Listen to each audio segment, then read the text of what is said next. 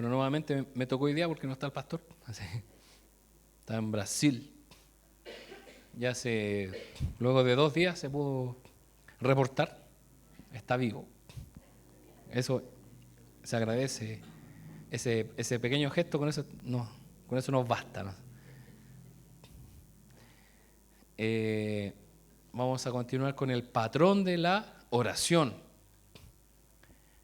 Segunda parte. Estamos viendo esta pregunta: ¿puede la oración cambiar las cosas? Y aquí Jesús nos está enseñando. Ya hemos visto la primera parte, que es: Padre nuestro que estás en los cielos, santificado sea tu nombre. Hasta ahí llegamos. Y ahora viene, después de santificado sea tu nombre, venga tu reino.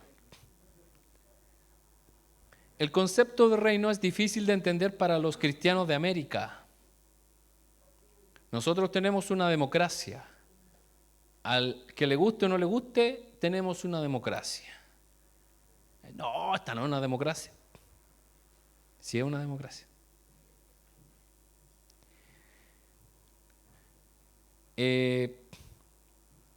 Nosotros tenemos una democracia en la que la mera idea de una monarquía es repulsiva.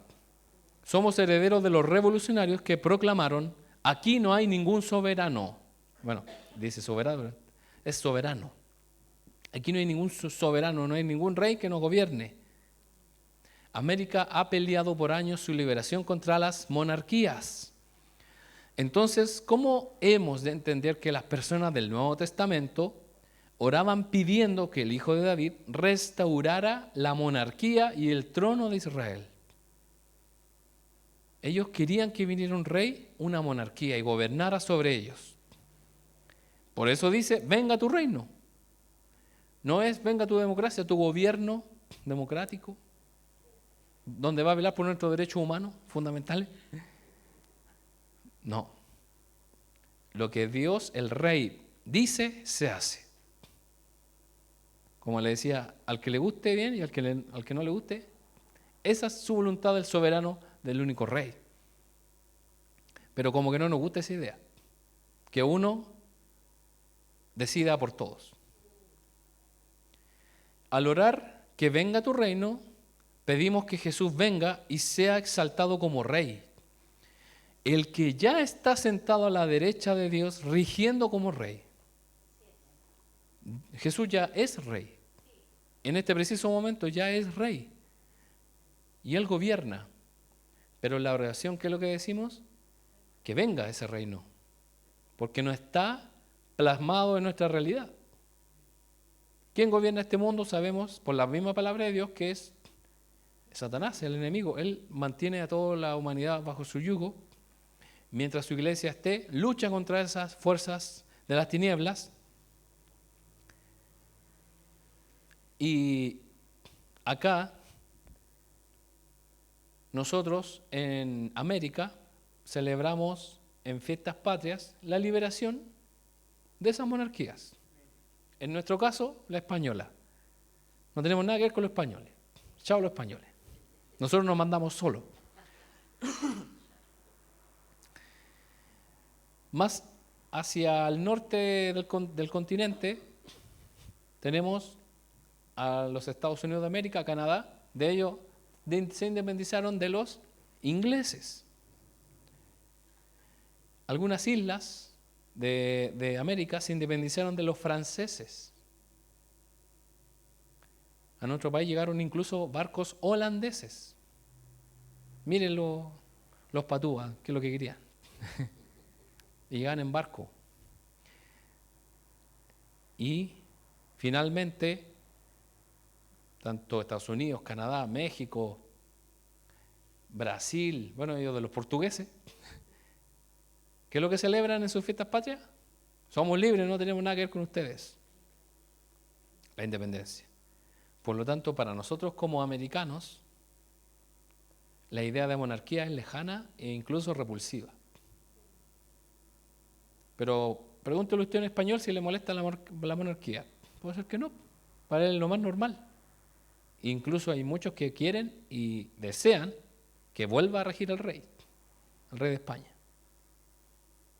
Mucha gente de Inglaterra desea o hubiese deseado que siguiera gobernando realmente la reina Isabel. Y otros ahora, por nada del mundo, quieren que el nuevo rey gobierne y que se quede ahí como está nomás. Y así tantas cosas que la gente desea o no desea. Pero este es un rey poderoso, el que viene. Bueno, el que aparece en la imagen es un rey de la Edad Media. Está retratado ahí. Obviamente que aquellos reyes de la Edad Media hacían lo que querían. Si le caía mal a alguien, lo mataban. Y esto duró hasta hace poco. ¿Se acuerda? Estos Luis IV, que se creían dioses. Yo soy el dios Sol. En mi reino, ¿cierto? No hay oscuridad porque cuando amanece, pasa, llega, se está oscureciendo, todavía ya como que da la vuelta el sol y sigue habiendo luz. Es porque decía como que todo el mundo era de él. Y estos hombres eran obviamente ególatras y hacían lo que querían. ¿Y qué podía hacer la gente contra ellos? Nada. No podían reunirse, vamos a votar para sacarlos. ¿Pueden hacer eso?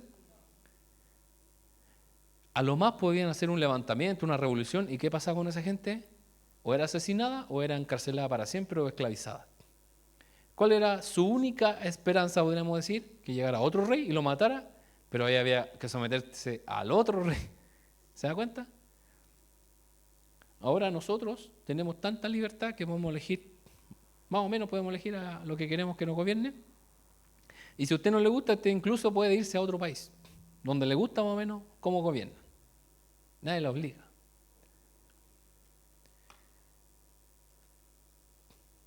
Jesús es rey del universo. Él ya rige, Él ya gobierna. El reinado de Cristo es real, pero invisible para la humanidad. No lo vemos. En el cielo no hay dudas al respecto. En el cielo el único rey es Jesús. En la tierra existen muchas dudas. Jesús estaba diciendo que debemos orar para que el reino de Dios se vuelva visible en la tierra, que lo invisible se vuelva visible. Sabemos que el reino de Jesús es real, el reino de los cielos, pero depende de nosotros que se haga visible. ¿Quién es el reino de Dios en la tierra? La iglesia. Nosotros traemos el reino. No es que usted al orar, mientras esté orando, va a ver a los cielos y va a empezar a bajar un reino así, con unos ángeles. Bien, se cumplió. En realidad nosotros somos partes, ciudadanos del reino. Y cuando oramos estamos diciendo que nosotros hagamos nuestra tarea. Y ahora lo vamos a ver. Porque el reino de los cielos ya está. Vamos a leer el Salmo 2, del 2 al 3. Salmo 2.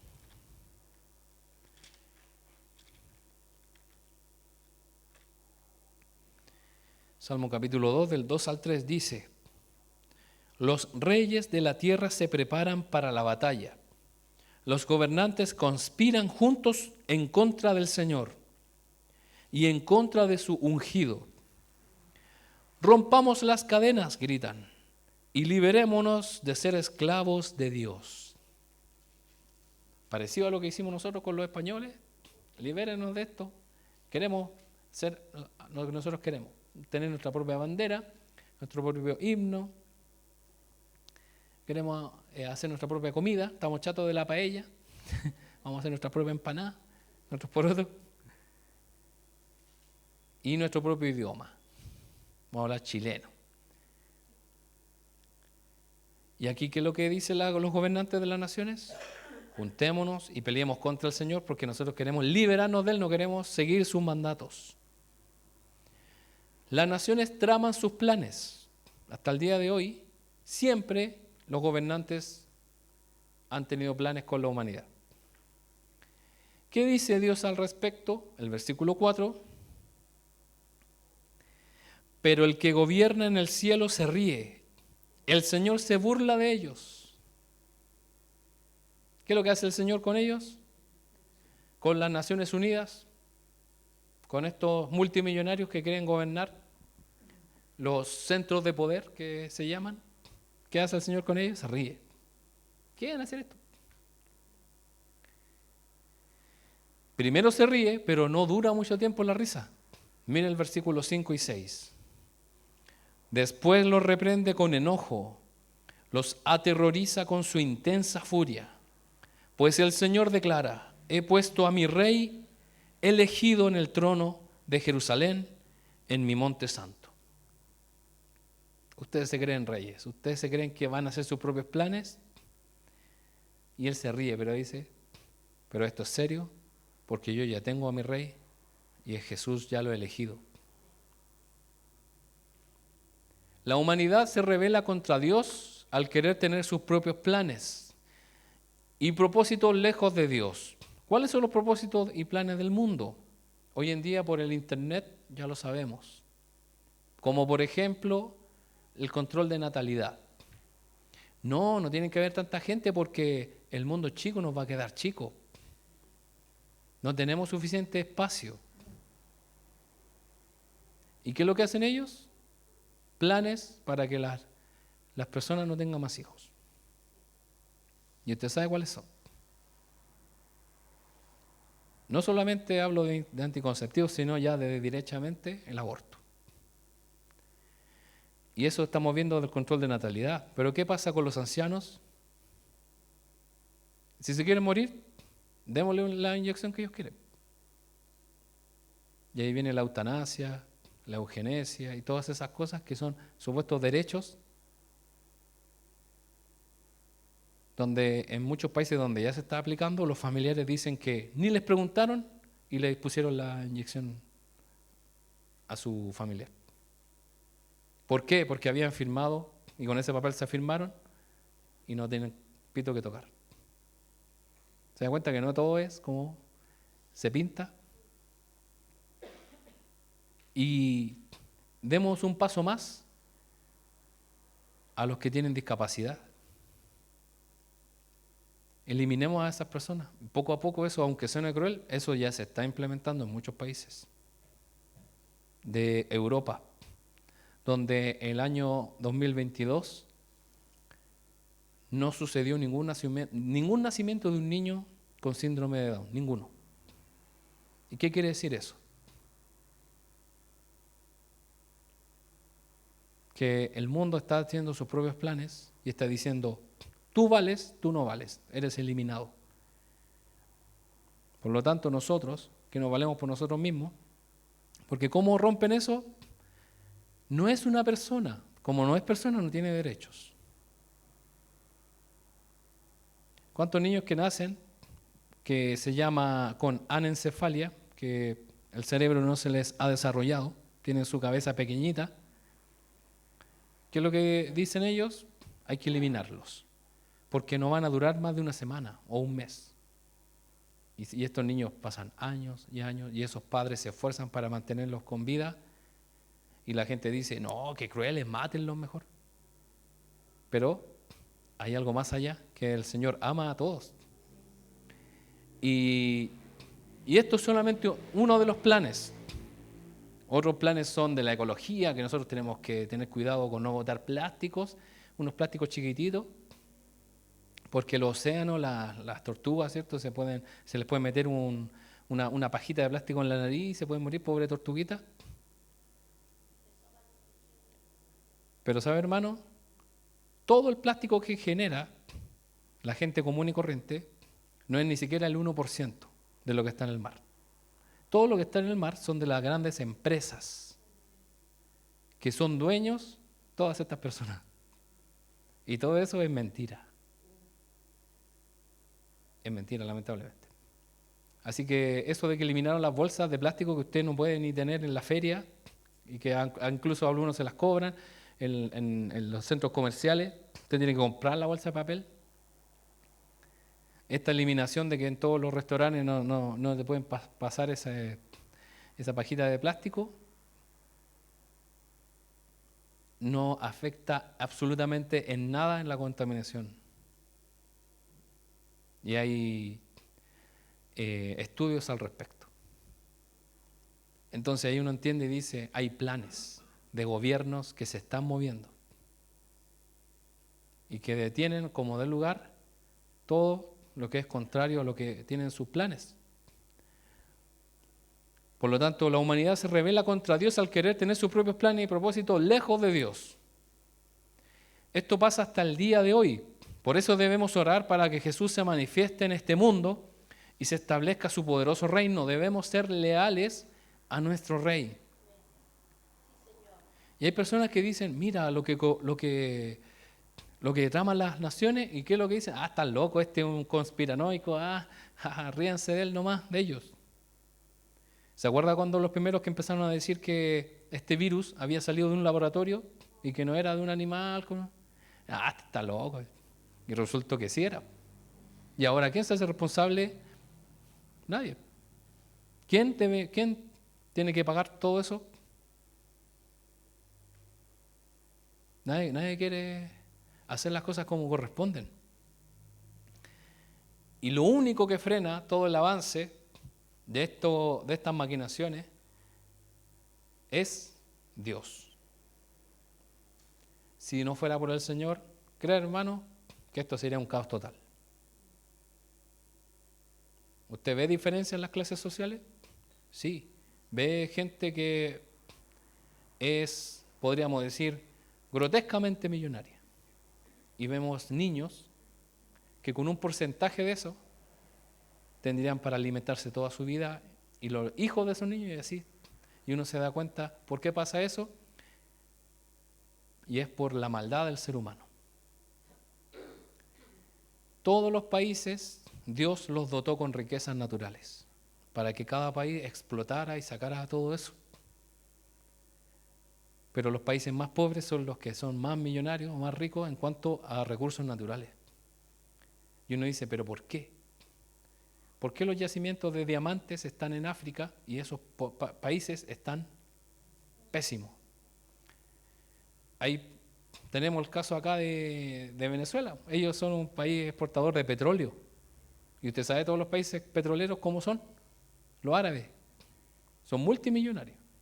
Compran estadios, compran clubes de fútbol. Los clubes de fútbol de Inglaterra, la mayoría son dueños de estos jeques árabes. Entonces, ¿por qué este gobernante dice que están mal? Ahora, vemos que es por causa del ser humano. Pero si Dios no interviene, esto sería peor. Si el Espíritu Santo se mantiene en esta tierra junto a su iglesia, es porque está deteniendo ese plan con la oración, con la predicación del Evangelio. Y por eso muchas cosas salen a la luz. Pero llega un momento que la maldad va a subir tanto que va a ser necesario que venga el Señor.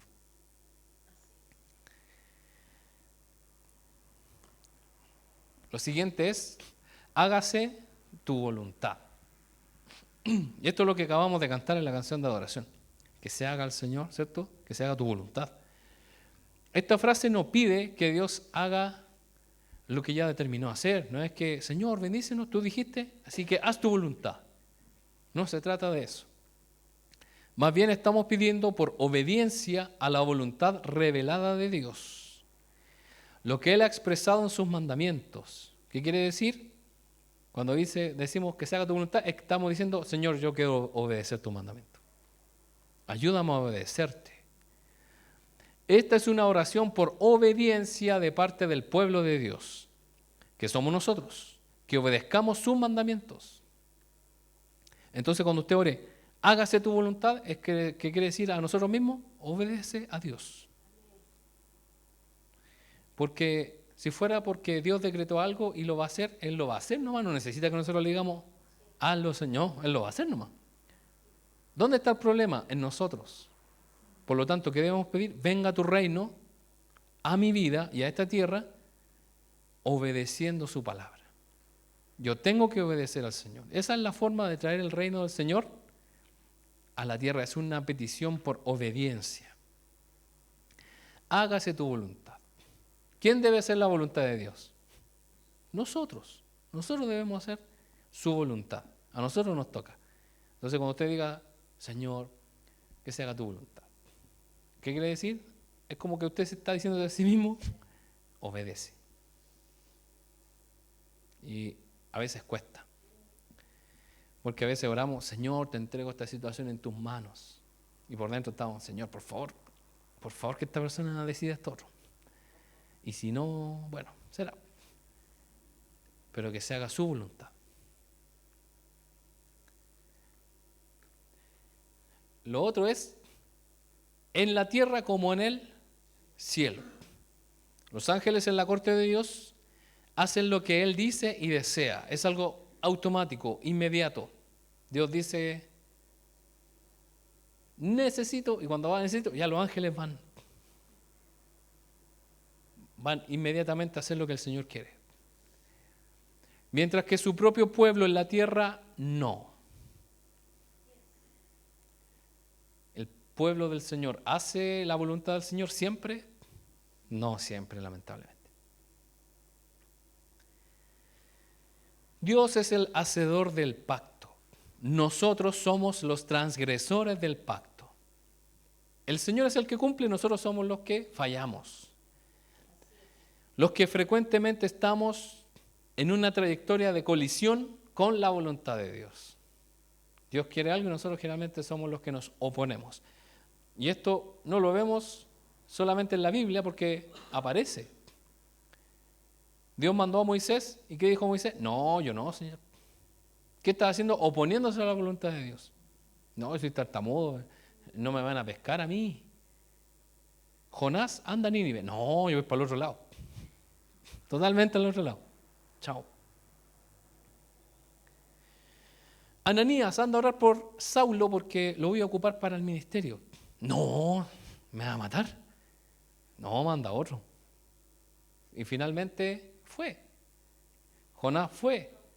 Todos fueron. Pero ¿qué sucede? No hay una obediencia, sino que nuestra voluntad colisiona con la voluntad de Dios. No creo que el Señor me esté diciendo que le diga esto a esta persona, o ore por esta persona, o le dé esta bendición a esta persona, sea generoso, o le pida perdón, o que perdone. No creo. ¿Y si es la voluntad de Dios?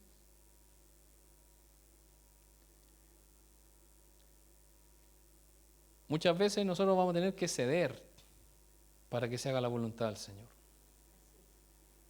Muchas veces vamos a tener, quizás nosotros ya tenemos un puesto asegurado, pero por hacer la voluntad del Señor, está bien. En una ocasión yo tenía que hacer algo, estaba todo asegurado para que yo lo hiciera, pero a última hora llegó una persona y yo cedí mi lugar para que esa persona no se sintiera mal. Y yo tenía todo el derecho de decir, no, pues este es mi puesto. Pero yo cedí y después todos me preguntaban, ¿y por qué no? ¿Por qué estás acá y no allá? ¿Y por qué?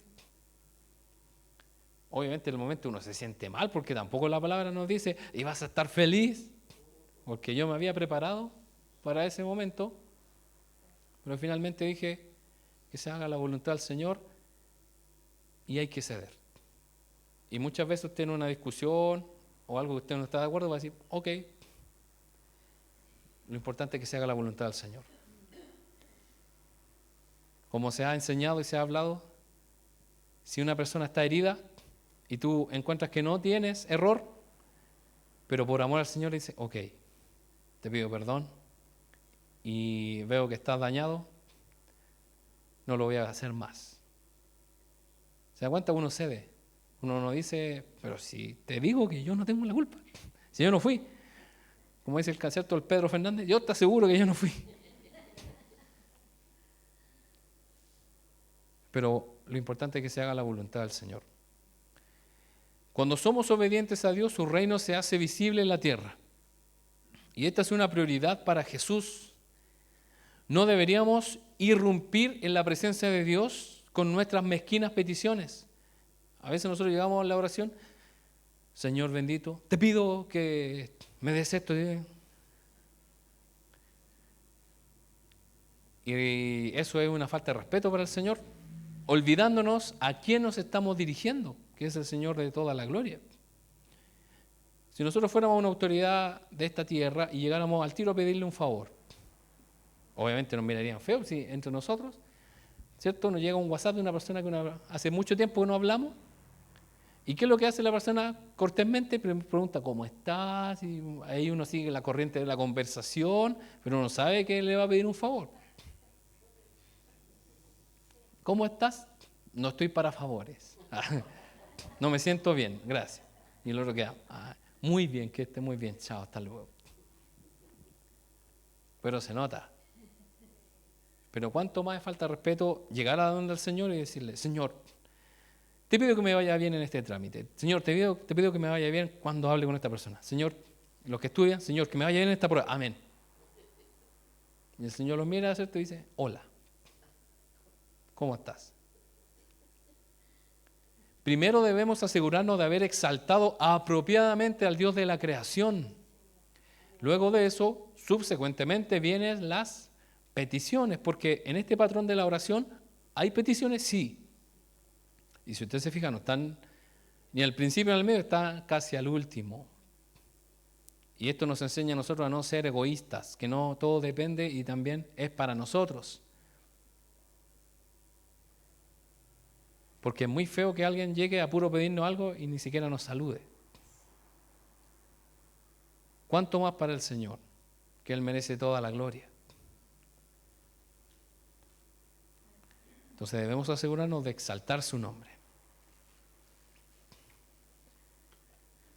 El pan nuestro de cada día, dánoslo hoy. Ojalá el Señor nos dé esos panes que están ahí, que se ven bien buenos. Dios provee para su pueblo. Merece la atención que lo que aquí se pide es el pan diario, el pan de hoy. No es el bistec o el costillar diario, lamentablemente, o el completo diario, la pizza diaria. Dios suple las necesidades, pero no siempre las exquisiteces. No, es que si no es sal de mar del Himalaya, no. Si no es café molido, tostado de Colombia o de no sé dónde, no es café. No tomo. No, ese es pan duro. Observemos a los israelitas luego de salir de Egipto. ¿Qué hicieron primero? Dejaron de darle gracias al Señor. Luego, dejaron de pedirle provisión. En ninguna parte dice, hasta que tuvieron hambre y pidieron el maná, hasta ninguna parte dice, Moisés, dile al Señor que nos provea de alimentos, de distintos alimentos. ¿Aparece eso? No fueron para nada sabios ni inteligentes porque pudieron haberlo hecho, sí. Nada les impedía para decir, Moisés, ¿por qué no le pide al Señor que haga descender una paila marina? No. Ellos nunca le pidieron provisión a Dios. Le dijeron, Moisés, pídele que nos traiga distintas cosas. Y de pasada unas cebollitas y unas cosas que se nos quedaron allá en Egipto para aliñar la carne. Dejaron de pedirle provisión al Señor. ¿Y qué es lo que sucedió? Vino ira, vino enojo a su corazón y se quejaron y recordaron su comida pasada. Simplemente se quejaron. Y eso es lo que nos pasa a nosotros. Dejamos de darle gracias al Señor por lo que Él nos da. No nos fijamos en todo lo que tenemos.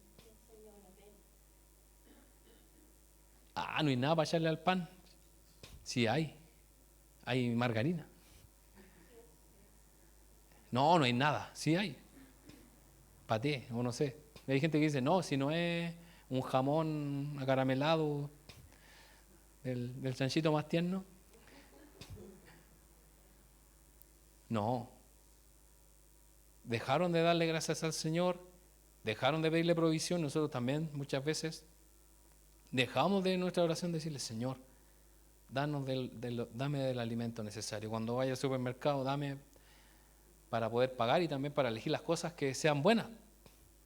Porque cuánta gente llega a la casa, lo abre y está lleno de gusanos, de cosas, y tiene que hacer todo un trámite para devolver y funar y todas las cosas. Pero damos gracias al Señor porque las cosas llegan bien y no debemos olvidarnos de eso. Y tampoco caer en la queja. Ellos se quejaron y recordaron la comida pasada. Sin Dios estábamos bien, decían. Estábamos mejor, y no es así. Eso es una mentira. Quejas versus pedir provisión diaria. Los israelitas se quejaban por tener que comer maná al desayuno, maná al almuerzo y maná en la cena. Ellos tenían que comer maná en todas las formas. Soufflé de maná, pastel de maná, merengue de maná, imagínense. Maná tostado, maná cocido, maná horneado y maná asado. Ellos pidieron carne a gritos. Necesitamos carne. Y veamos la respuesta del Señor en Números 11, 18. ¿Qué pasa cuando usted tiene solamente un implemento en la casa? Un alimento usted lo prepara de distintas formas para que vaya variando, ¿cierto? Unas papas cocidas acompañado con unas papas fritas y también un purecito ahí. De alguna manera se combina. Ahora, por esos programas de cocina, hasta hay puré de colores, de distintas cosas.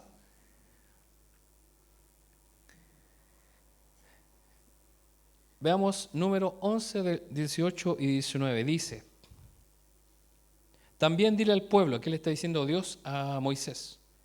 Purifíquense porque mañana tendrán carne para comer. Ustedes gemían y el Señor oyó sus quejidos. Oh, un poco de carne. Estábamos en mejores condiciones en Egipto. Ahora el Señor les dará carne y tendrán que comérsela. Y no será solo un día, ni 2, ni 5, ni 10, ni aún 20. Se iban a hastiar de carne de codorniz. No es que después están chatos de la carne de codorniz.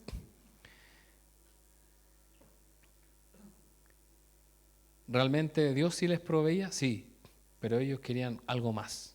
Y el ser humano es así, nosotros somos así, debemos reconocerlo. Queremos probar distintas cosas, nos aburrimos. No somos como los animales que están todo el año comiendo lo mismo y a ellos les encanta, les fascina comer siempre lo mismo. Pero nosotros no. Nosotros tenemos un paladar diferente, pero aquí ellos se quejaron, pero lo hicieron de mala manera, de mala forma. ¿Dios entendía que ellos estaban en una situación mala? Sí. Pero no era la forma de hacerlo. Vamos a avanzar aquí. La fuente del sustento. ¿Quién es la fuente del sustento? Nuestro Dios.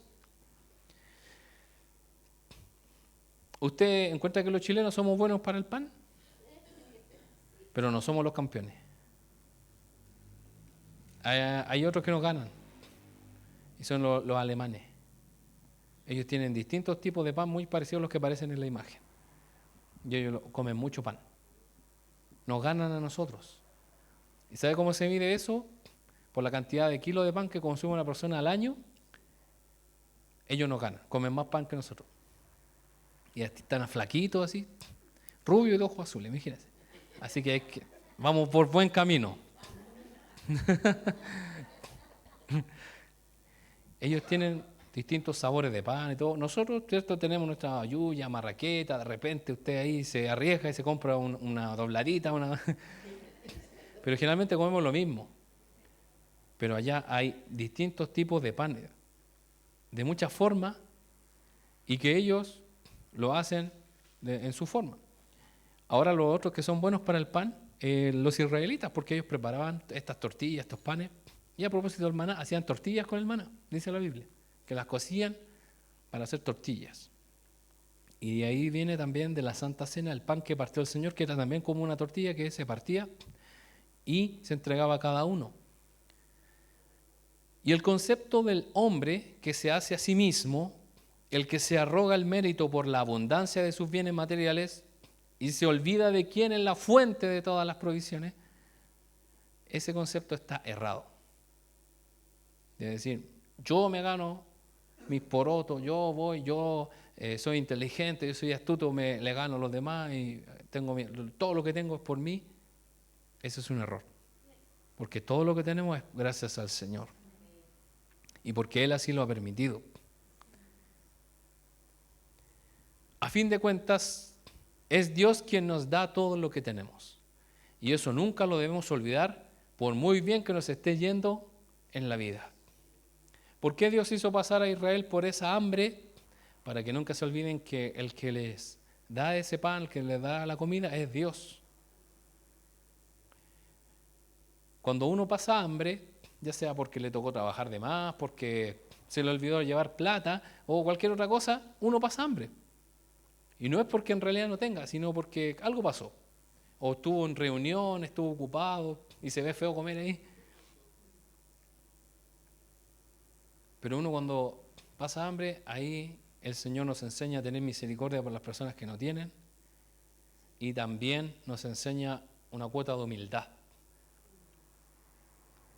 Porque nosotros somos seres dependientes. Dependemos del oxígeno. Si usted deja de respirar, se muere. Si usted deja de tomar agua, se muere. Está comprobado que usted puede durar, creo que una semana sin tomar agua y se muere. O sea, puede morir antes de sed que de hambre. Nuestras necesidades físicas nos mantienen pegados a esta tierra y nosotros somos muy bendecidos.